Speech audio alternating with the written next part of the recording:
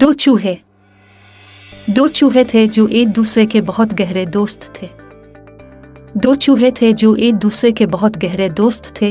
एक चूहा शहर की एक हवेली में बिल बनाकर रहता था और दूसरा पहाड़ों के दरमियान एक गांव में रहता था। गांव और शहर में फासला बहुत था, इसलिए वो कभी कभार ही एक दूसरे से मिलते थे। एक दिन जो मुलाकात हुई तो गांव के चूहे ने अपने दोस्त शहरी चूहे से कहा, भाई हम दोनों एक दूसरे के गहरे दोस्त हैं, किसी दिन मेरे घर तो आइए और साथ खाना खाइए।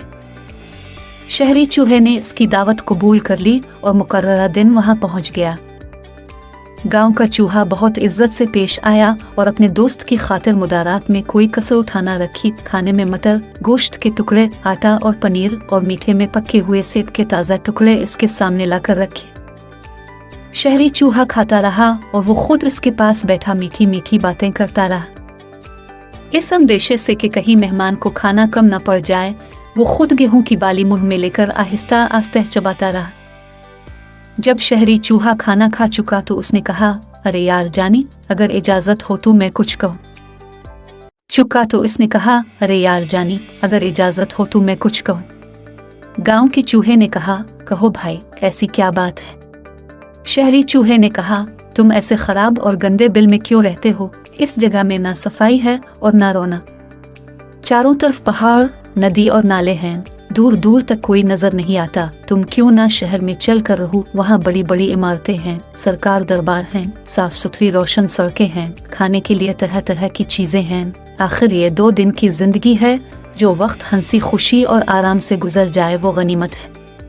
बस अब तुम मेरे साथ चलो, दोनों पास रहेंगे, बाकी जिंदगी आराम से गुजर बढ़ेगी। गांव के चूहे को अपने दोस्त की बातें अच्छी लगी और वो शहर चलने पर राजी हो गया। शाम के वक्त चलकर दोनों दोस्त आधी रात के करीब शहर की इस हवेली में जा पहुंचे जहां शहरी चूहे का बिल था।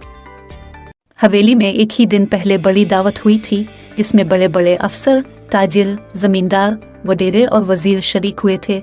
वहां पहुंचे तो देखा कि हवेली के नौकरों ने अच्छे अच्छे खाने खिड़कियों के पीछे छुपा रखे हैं। शहरी चूहे ने अपने दोस्त गांव के चूहे को रेशमी अरनी कालीन पर बिठाया और खिड़कियों के पीछे छुपे हुए खानों में से तरह तरह के खाने इसके सामने लाकर रखे।